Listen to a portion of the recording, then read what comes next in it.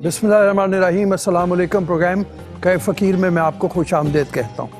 हमारे साथ मौजूद हैं हमेशा की तरह से सरफराज अहमद शाह साहब, मारूफ रूहानी स्कॉलर हैं, और जिस तरह आप उनकी गुफ्तगू सुनते हैं आप उससे अंदाज़ा लगा सकते हैं कि किस तरह से आपको एक रहनुमाई मिलती है ज़िंदगी में, रहनुमा असूल मिलते हैं अपनी ज़िंदगी को बेहतर तरीके पर गुजारने के लिए।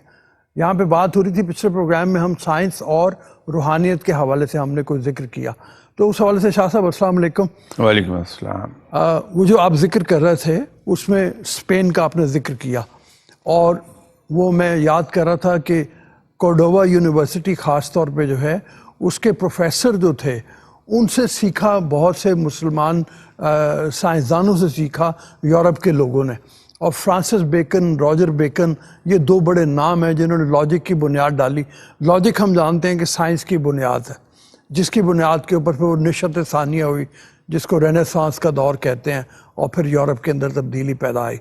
लेकिन यहाँ पे एक सवाल हमारे आप ही के दोस्त हैं वो पूछना चाह रहे हैं, मैं ख्याल में उस सवाल की तरफ पहले चलते हैं फिर आगे बात को बढ़ाएंगे। जी जनाब। वो कॉन्सेप्ट क्लियर नहीं हुआ था कि साइंस और रूहानियत की आपस में क्या रिलेशनशिप है, और जो मुसलमान साइंसदान हुए क्या उनमें रूहानियत भी थी, या आइंस्टाइन में रूहानियत का कोई एलिमेंट पाया जाता था। देखिए, साइंस को अगर तो बमायनी नॉलेज के लेंगे तो फिर जितने भी इस वक्त तक अलूम दरियाफ्त हुए हैं वो सब साइंस ही कहलाएंगे। और अगर साइंस को उन मायनों में हम लेंगे जिन मायनों में इस्तिलाही तौर पर इस्तेमाल होती है, तो साइंस से मुराद हमारी फिज़िक्स और केमिस्ट्री तक महदूद होती है। मुसलमान बड़े बड़े गुजरे हैं जो इल्म तिब्बियात जिसको फिज़िक्स कहते हैं, इल्म कीमिया जिसको हम केमिस्ट्री कहते हैं, इल्म अलजब्रा, ज्योमेट्री, ये सब मुसलमानों ही के अता किए हुए हैं। वो लोग रूहानियत का पैकर थे। सिर्फ यही नहीं कि उनमें थी या नहीं थी, वो मुजस्मे रूहानियत थे। जैसे मैं यहाँ किसी एक प्रोग्राम में ये जिक्र कर रहा था कि रूहानियत का अंसर हम सब में मौजूद है। हम सब इब्ने आदम हैं, जनाब हज़रत आदम अलैहिस्सलाम की औलाद हैं। तो जो हज़रत आदम अलैहिस्सलाम के पुतले में रूह फूंकी रब ताला ने, तो हज़रत आदम को इल्मुल अस्मा सिखा दिया था रब ताला ने, और उसके बाद सिखाने के बाद फरिश्तों से कहा कि इसको सजदा करो, इसलिए कि रब हर चीज़ को जानता है। रब के इल्म में था कि फरिश्ते ये सवाल ज़रूर करेंगे। तो जब फरिश्तों ने रब से अर्ज़ किया तो रब ताला ने फिर उस पे आदम अलैहिस्सलाम को जो इल्म अस्मा सिखाया था उसका वो सारा किस्सा पूरा सूरह बकरा में मौजूद है। वो इल्मुल अस्मा जो है वो रूहानियत का मंबा है। तो जब हज़रत आदम अलैहिस्सलाम को सिखा दिया गया तो इंसान सारे जितने भी हैं उन सब में वो जेनेटिकली ट्रांसफ़र होता है। ये और बात है कि कुछ लोग अपने तर्ज़ हयात से, अपने एटीट्यूड से, अपने बिहेवियर्स से उसको डेवलप कर लेते हैं और कुछ नहीं कर पाते। सबसे मुश्किल राह नेकी की है, और इस्लाम तो नाम ही इसार और कुर्बानी का है। तो जब हम इस्लाम पर चलते हैं तो इसार और कुर्बानी से काम लेना पड़ता है, उसके लिए बड़ा हौसला चाहिए। मुझे ऐसे गुनाहगार लोग भाग जाते हैं इस राह से कि ये इतना इसार और कुर्बानी से काम कौन लेगा।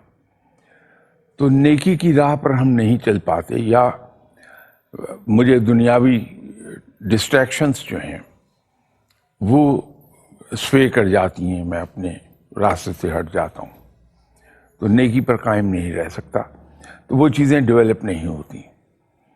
اسی لیے اکثر و بیشتر ایک سوال سامنے آتا ہے کہ صاحب یہ جو روحانیت ہے یہ صرف مسلمانوں میں ہے یا دوسرے مذاہب میں بھی ہے؟ ان کے یہاں بھی جیسے یہودیوں میں بڑے بڑے زبردست کہان گزرے ہیں، بڑے زبردست راہب گزرے ہیں، اور وہ بھی یہودی ہی تھا جس نے آپ صلی اللہ علیہ وسلم کی تشریف آوری سے پہلے یہ اپنے قبیلے والوں کو بتا دیا تھا کہ نبی آخر الزمان صلی اللہ علیہ وسلم اس راستے سے گزریں گے، اور اگر میں اس وقت زندہ نہ ہوا تو میرا یہ لیٹر ان کی خدمت میں پیش کر دیا جائے. تو آپ صلی اللہ علیہ وسلم کی خدمت میں مدینہ منورہ میں وہ خط پیش کیا گیا تھا. وہ یہودی تھا، وہ بھی یہودی تھا جس نے شام کے سفر تجارت میں آ کے قافلے والوں سے پوچھا تھا کہ آپ میں اس طرح ایک اسپیشل آدمی ہے جو اپنے وقت کا آخری پیغمبر ہوگا. تو جناب آپ صلی اللہ علیہ وسلم کے چچا ان تک وہ پہنچا اور ان سے کہا کہ ان کی حفاظت کرو.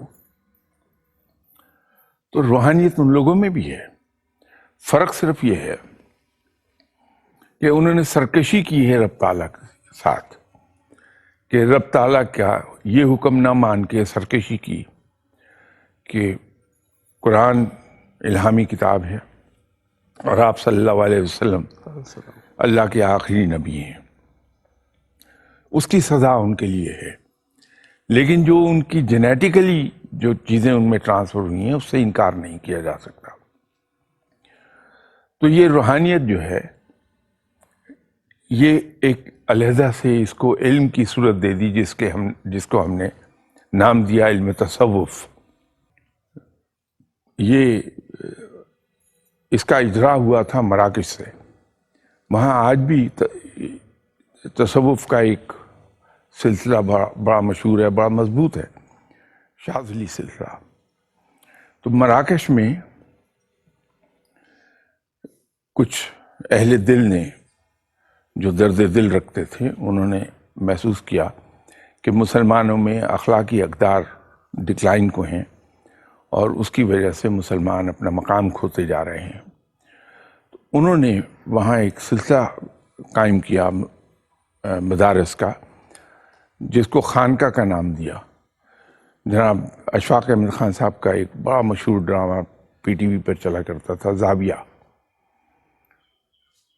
خانقاہ کو مراکش میں زاویہ ہی کہا جاتا ہے. تو وہاں جو لوگ داخل ہوتے تھے ان کے اندر اعلیٰ درجے کی اخلاقی اقدار کو اجاگر کیا جاتا تھا. یہ اس کی ابتدا ہے اور یہی اس کا مقصد ہے. آج بھی اگر صحیح لوگ مل جائیں ان کے پاس جب جا کے بیٹھتے ہیں تو آپ کو انتہائی اعلیٰ اخلاقی ویلیوز دیکھنے کو ملتی ہیں. وہ سکھاتے ہی وہ چیزیں ہیں. مان لیا کہ وہ یہودی جس نے آپ صلی اللہ علیہ وسلم کی نشاندہی کی وہ اہل تصوف تھا، لیکن کشف تو نان مسلم کو پہ نہیں ہوتا. کشف تو بعد میں جب مسلمان آئے اس وقت اہل کشف. تو اس نے کیسے یہ کشف میں دیکھ لیا تصوف اور کشف میں فرق ہے؟ تو اس نے کیسے دیکھ لیا کہ یہ آپ صلی اللہ علیہ وسلم آئیں گے اور اس کی نشاندہی وہ کر رہا ہے؟ تو کیا اس کا مطلب ہے کہ نان مسلم بھی کشف کے علم کو جانتے ہیں یا جان سکتے ہیں؟ دیکھیے، تصوف ایک علم کا نام ہے جو بہت سی چیزوں کو اپنے اندر لیے ہوئے ہے. کشف ان میں سے ایک ہے. کشف بذات خود کوئی علم کی شاخ نہیں ہے. یہ روحانیت اعلیٰ درجے کی جب کسی کو حاصل ہوتی ہے تو وہ رب تعالیٰ اس کو دور تک دیکھنے کی، جھانکنے کی اجازت دیتا ہے. میں اگر مذہبی زبان میں بات کروں تو وہ ہر نیک آدمی کو مل سکتی ہے. ایسا نہیں ہے کہ کشف کوئی تصوف سے علیحدہ چیز ہو. کشف تصوف کے اوور آل کانسیپٹ کے اندر ایک چھوٹا سا کمپوننٹ ہے اس کا. سر آپ ہیں؟ اچھا. السلام علیکم. میرا کویشچن یہ ہے کہ اللہ تعالیٰ نے علم جو دنیاوی علم اور جو اسلام کا علم ہے وہ تو سب کے لیے لازم کیا ہے، لیکن درویش لوگ جو ہیں وہ دنیاوی علم تو حاصل نہیں کرتے، وہ تو صرف اسلامی یا جو اللہ کی راہ پہ چلنے والا علم ہوتا ہے وہ حاصل کرتے ہیں. تو کیا وہ اس کے لیے، ان سب کے لیے، درویش کے لیے وہ دنیاوی علم جو ہوتا ہے وہ ضروری نہیں ہوتا؟ علم چاہے کسی قسم کا ہو، ہر ایک کے لیے بڑا اہم ہے اسے حاصل کرنا. لیکن انسان کے جو معاشرتی حالات ہیں اور معاشی حالات ہیں وہ بعض اوقات ڈکٹیٹ کراتے ہیں کہ وہ فار سم ریزن، میں اس کی ڈیٹیل میں نہیں جانا چاہوں گا، اسکول نہیں جا پایا کوئی، یا وہ ڈگریز نہیں حاصل کر پایا، اسکول چلا گیا ڈگریز نہیں حاصل کر پایا، اور وہ دوسری سائٹ پر چلا گیا اور اس کی وہ سائٹ اسٹرینتھن ہو گئی. اس میں کوئی حرج نہیں. ہم یہ نہیں کہہ پائیں گے کہ وہ غلط کر رہا ہے. جو درویش نہیں ہے ایک بہت بڑی اکثریت ملے گی جو پرائمری ایجوکیشن، سیکنڈری ایجوکیشن اس سے آگے نہیں جا پاتے، وہ بھی اسی معاشرے کا حصہ ہوتے ہیں. اور عام طور پہ ہوتا کیا ہے کہ چوٹ کھایا ہوا انسان، چاہے وہ کسی بھی اینگل سے اس نے چوٹ کھائی ہو، وہ جب رب کی طرف رجوع کرتا ہے تو اس میں بڑی شدت ہوتی ہے، اور شدت سے زیادہ اس میں اخلاص ہوتا ہے. تو جب وہ اس اخلاص کے ساتھ رب کے حضور جھکتا ہے تو اس کی عبادات کی قبولیت جلدی ہوتی ہے. اسی لیے یہ تصوف میں ایک بات یہ کہی جاتی ہے اور یہ ثابت بھی ہو جاتی ہے، دنیا کا کوئی ایسا مذہب نہیں ہے، چاہے وہ کسی انسان کا بنایا ہوا ہو یا الہامی مذہب ہو، جس میں روزے نہ ہوں. خالی پیٹ انسان رب کے زیادہ قریب ہوتا ہے، یہ کہا جاتا ہے. تو اسی طرح جو لوگوں کا جبر ہے وہ برداشت کرنے کی ٹریننگ اس کا کہا جاتا ہے. لوگوں کا جبر یہ بالکل ایسا ہے، اس کی ایگزامپل میں دے دوں. آئی ہوپ کہ کوئی لمبا جواب نہیں دے رہا میں. زمین میں ہم جتنا گہرا ہل چلاتے ہیں، اس میں بیج ڈالتے ہیں تو فصل اتنی اچھی ہوتی ہے، اس کی ییلڈ اتنی ہائی ہوتی ہے.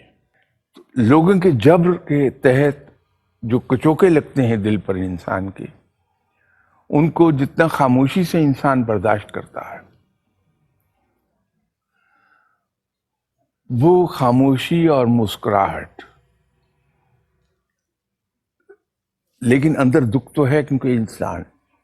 تو یہ دو چیزیں اسی لیے تصوف کے اندر بڑا زور ہوتا ہے کہ لوگوں کا جبر اس کو بہت خوشی سے ود اے اسمائلنگ فیس برداشت کیجیے، اور روزے، تاکہ رب کے قریب جانے کا جو فاصلہ ہے وہ تیزی سے طے ہو.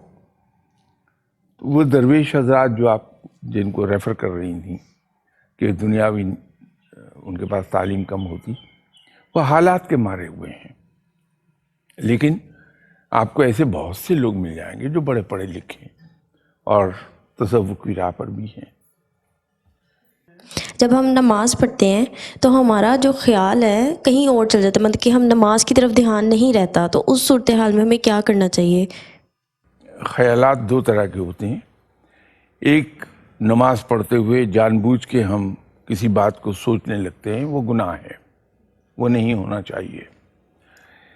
ایک ہے کہ خیالات از خود ہمارے ذہن میں در آتے ہیں، اس پہ کوئی گرفت نہیں کرتا، اللہ تعالیٰ بڑا مہربان ہے۔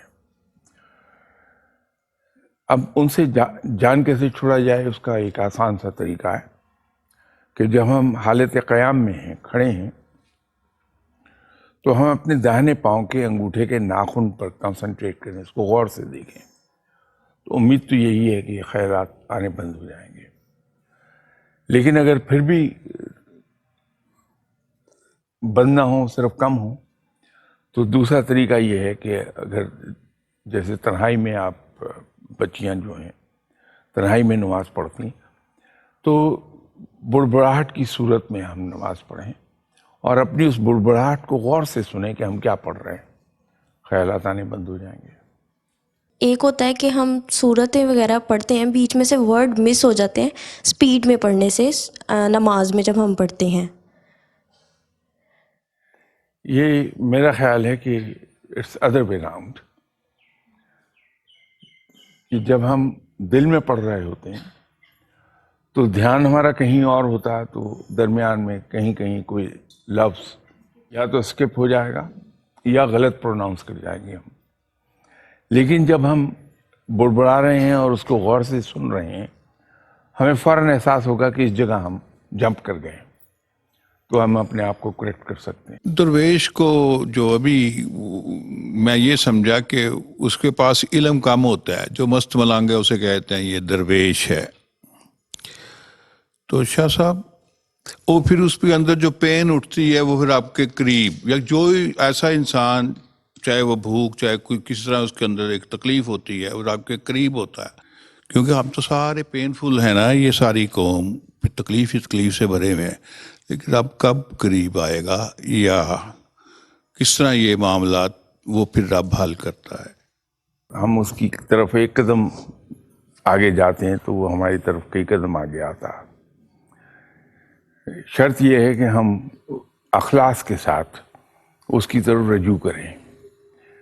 وہ اخلاص کمی لوگوں میں ہوتا ہے،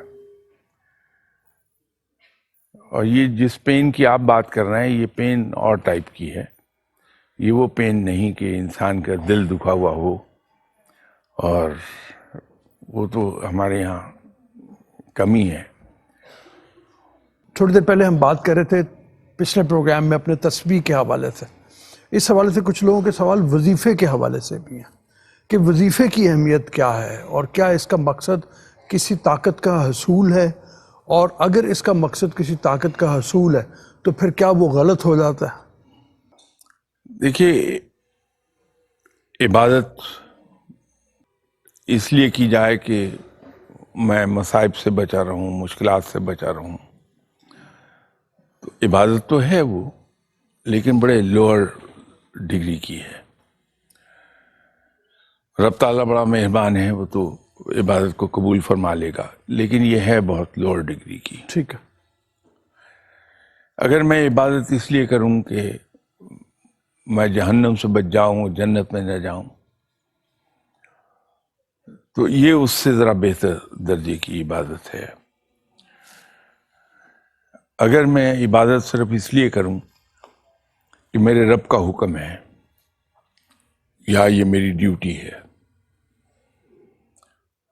تو یہ ان دونوں سے ذرا اوپر درجے کی عبادت ہے۔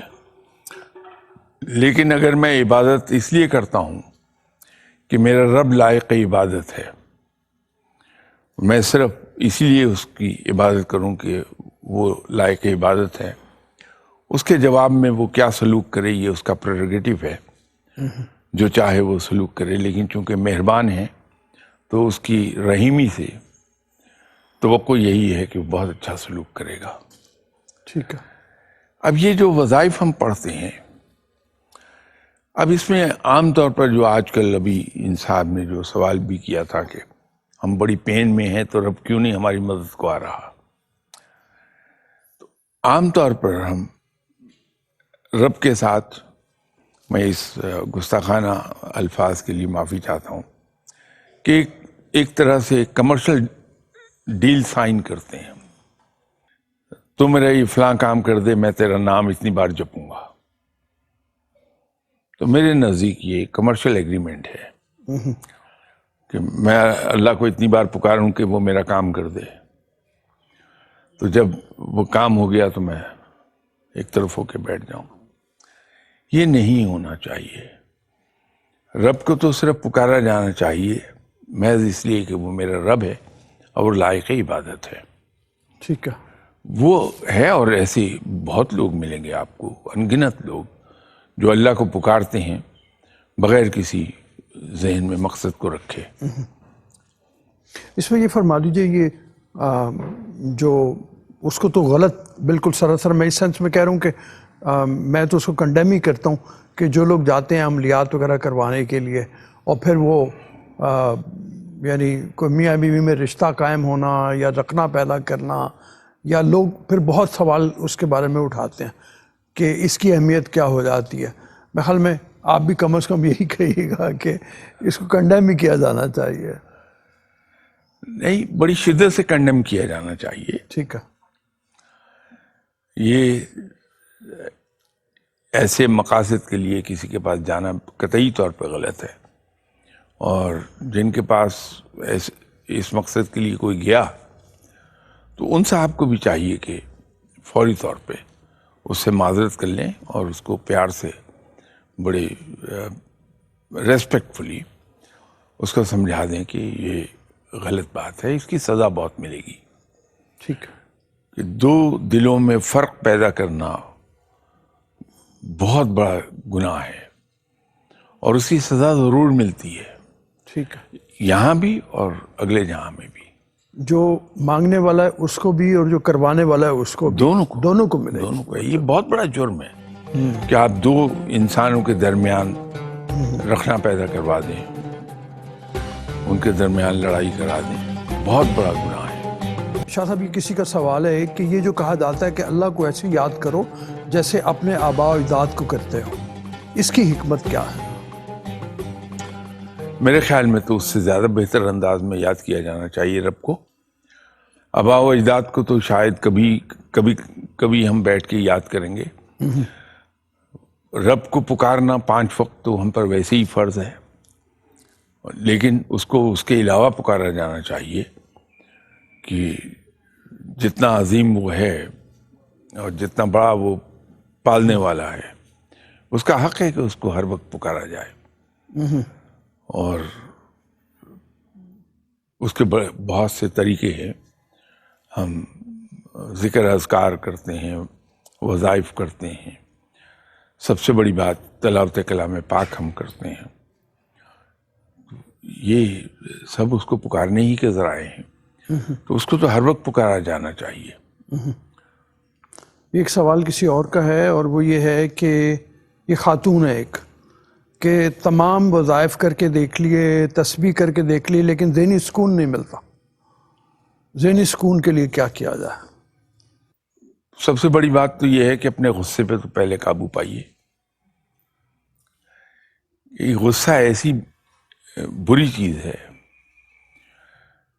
ہم یہ سمجھتے ہیں کہ ہم نے غصے میں کسی کو کچھ کہہ دیا تو اس کو ہم نے، بری بات ہے یہ لفظ کہنا، کہ ذلیل کر دیا. ایسا نہیں ہوتا. دیکھیے، ہم کسی کے ایک تھپڑ مارتے ہیں تو اس کے تو جو چوٹ لگتی ہے سو لگتی ہے، خود ہمارے ہاتھ پہ بھی چوٹ لگتی ہے. تو جب ہم کسی پر غصہ کر رہے ہوتے ہیں تو اس کا تو دل دکھاتا ہے، لیکن خود ہمارے اوپر بھی اس کا بڑے برے اثرات مرتب ہوتے ہیں. اور روحانیت میں تو روحانیت میں یہ کہا جاتا کہ غصہ جیسے عقل کو کھا جاتا ہے ویسے روحانیت کو بھی کھا جاتا ہے.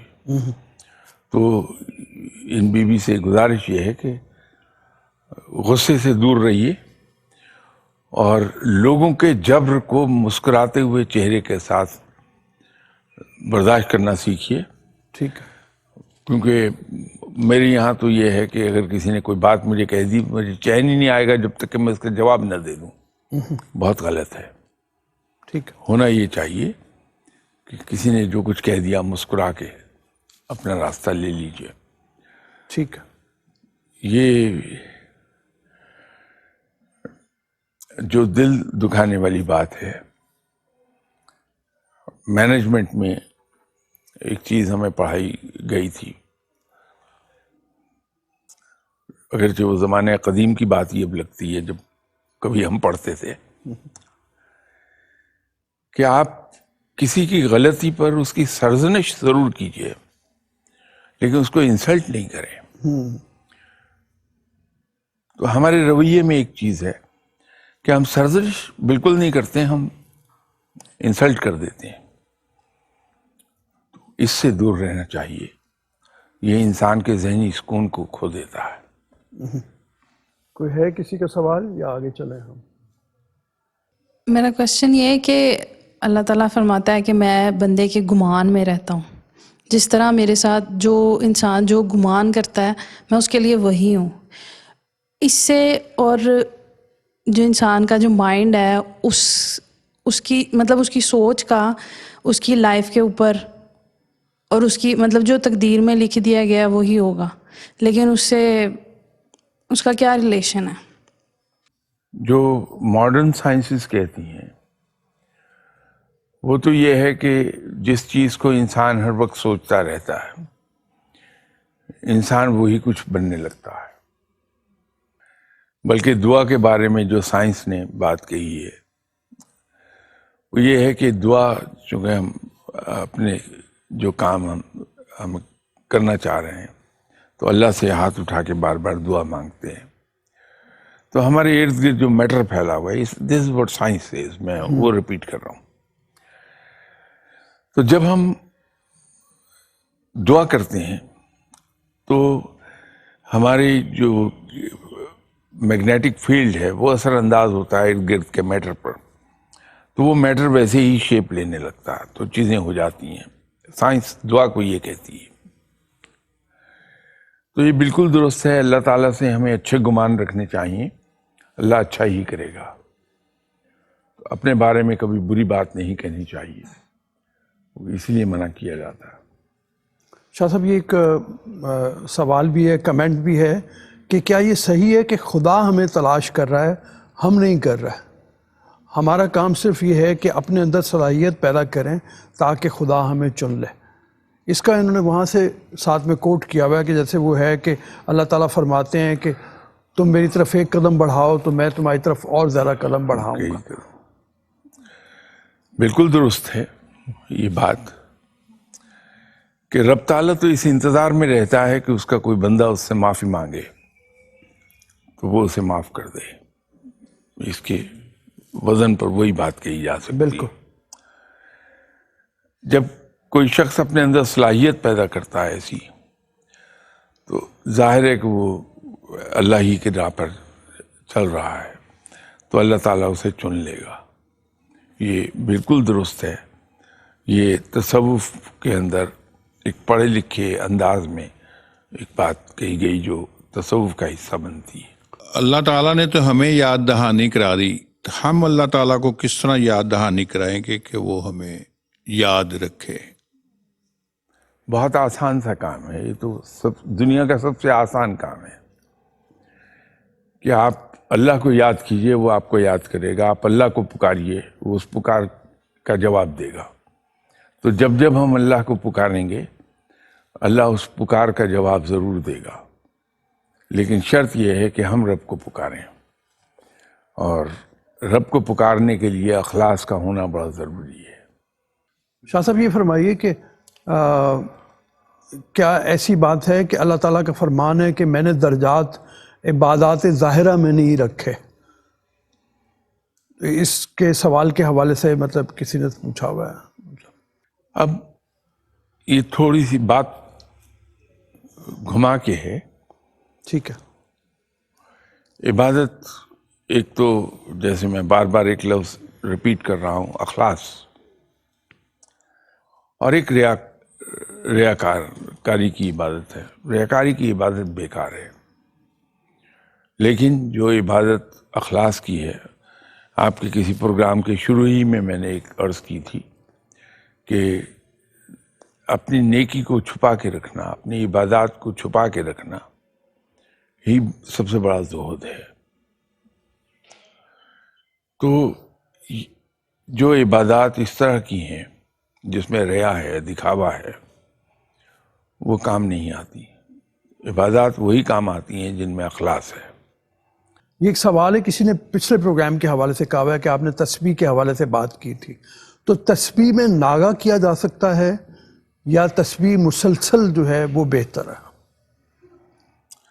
عبادات کے بارے میں یہ کہا جاتا ہے کہ عبادات آپ اتنی کریں جتنی آپ باقاعدگی کے ساتھ کل کو کر سکیں.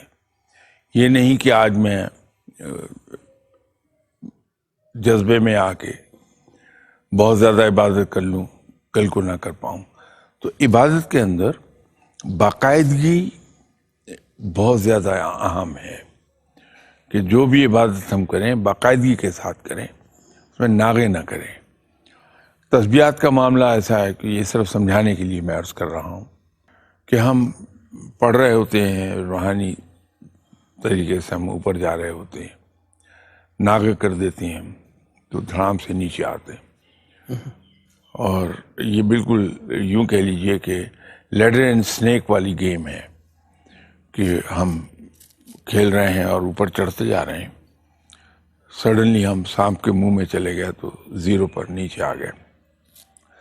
تو جب ہم عبادات کر رہے ہیں، وظیفہ کر رہے ہیں، تو جہاں ہم نے ناغہ کیا اس کے اثرات کمزور پڑ جاتے ہیں. اچھا، ناغہ نہیں کرنا چاہیے، ٹھیک ہے. باقاعدگی سے کریں. اور اگر کسی وجہ سے کہیں ڈیلے ہو جائے، جیسے فجر کے بعد اگر میں رب کو پکارتا ہوں روز، کسی دن ایسا ہو گیا کہ میں دیر سے اٹھا تو نماز تو قضا پڑھ لی، انسان ہے، کہیں نہ کہیں ہو جاتا ہے. تو پھر میں جو تسبیح کر رہا ہوں اس کو پھر اسی وقت کر لوں، تو نہ پڑھنے سے وہ بہتر ہو جائے گا. اچھا، ٹھیک ہے. شاہ صاحب بڑی مہربانی. پروگرام کا وقت اب ختم ہو رہا ہے. آپ نے پروگرام دیکھا اور ہمیں اس کے بارے میں اپنا فیڈ بیک دیجیے اور ہمیں لکھیے، اپنے سوال بھی ہم تک پہنچائیے. ہم ان کو شاہ صاحب کے سامنے رکھیں اور ایک زندگی کے لیے بہتر لائحہ عمل ترتیب دینے میں آپ کی مدد کریں، ہم اپنی بھی مدد کریں. ابھی اجازت دیجیے. اللہ حافظ.